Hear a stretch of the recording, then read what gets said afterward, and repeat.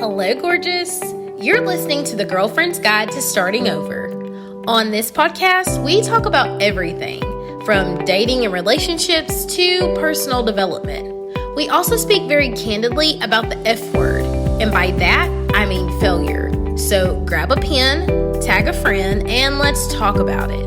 All of it. Undergoing, overcoming, and simply trying to make it through. Hello, gorgeous, and welcome back to the Girlfriend's Guide. As always, I am super excited that you are here. So if you're a returning listener, you know that on Mondays, we typically do a segment called Riddle Me This, and I ask you a compelling question for you to just chew on for the duration of the week. But we're actually going to break character. We're going to break tradition because I want to share an experience that I had over the weekend that I feel like is worth talking about. My coach does this as well, and she calls it the Taylor Swift effect. When something happens or we have an experience, we will typically have it come up in our content at some point or another. Like, I'm never going to share people's names or anything like that, but if I feel like my audience can learn from the situation, then I'm definitely going to throw it out there. So I live in a luxury housing development, and if anybody knows me, y'all know that I am a tree hugger, like all hail Mother Earth. Like, I don't use plastics. I'm all like recycle, reduce, reuse, all the things. So I went out on Saturday to the gym and to the grocery store to run a couple errands. When I came back, there was like plastic juice boxes all over the lawn, like all in the parking area, like all everywhere. And I was really annoyed. And I cannot lie to y'all. I thought, damn kids, like, ugh, gosh, I'm going to report this. And something instinctually said, you need to pick it up.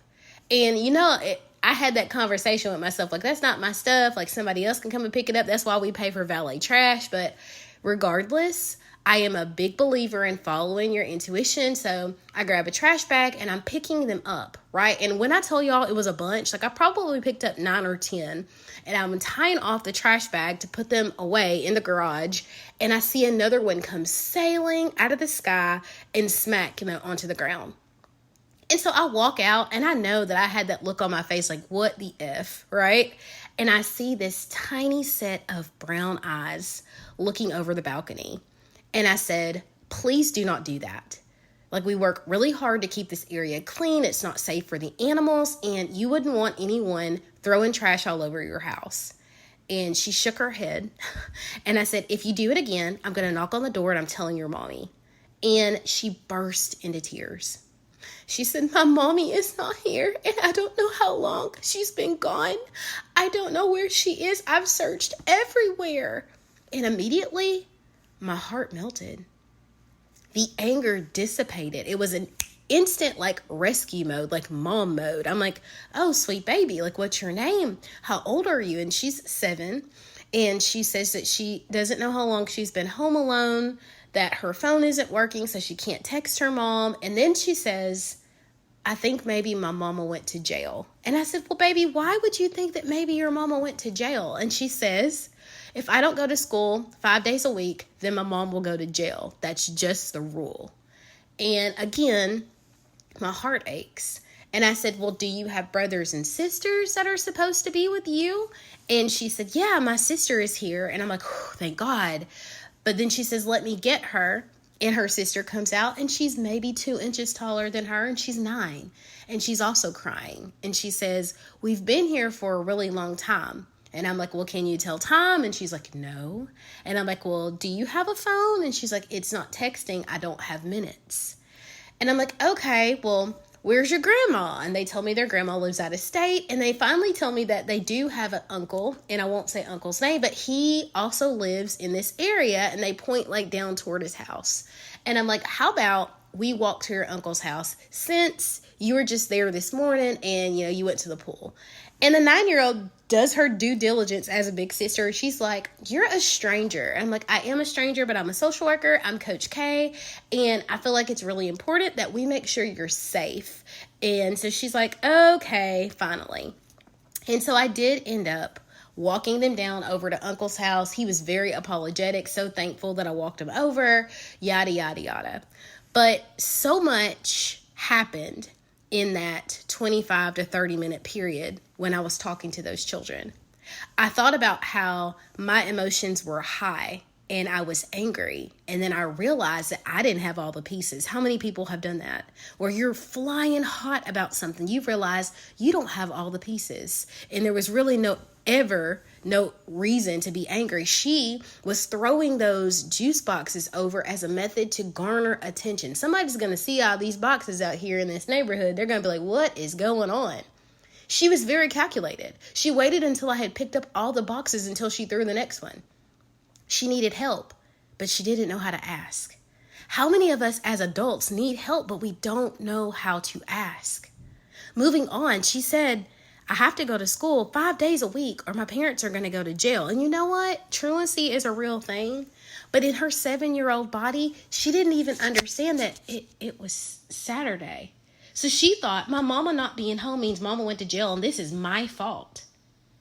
As an adult, how many of us are still walking around with things we think are our fault that our parents told us, that our ex-partners told us, that a friend told us, that a relative told us? We're harboring responsibility for something that was never our responsibility in the first place.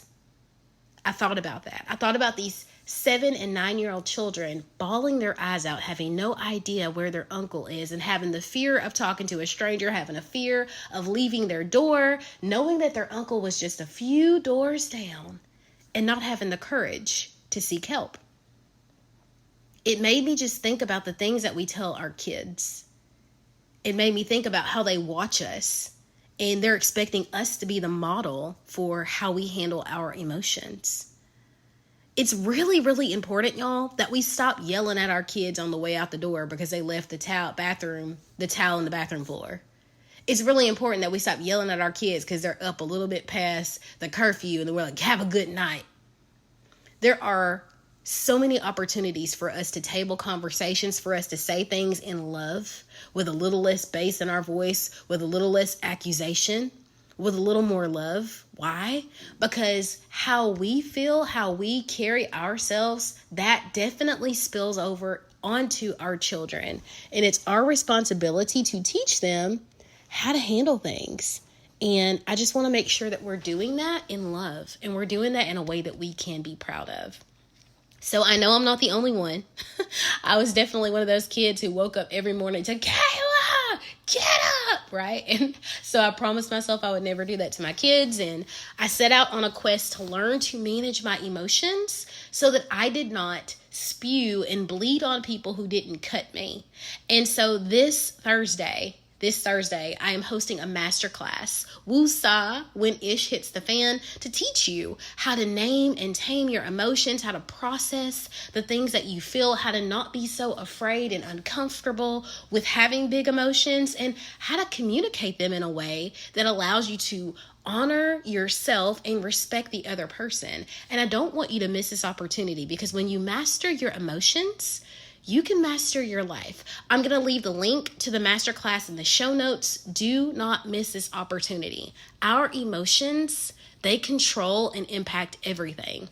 Let's make them great. Have a great day, and we'll talk in the next one.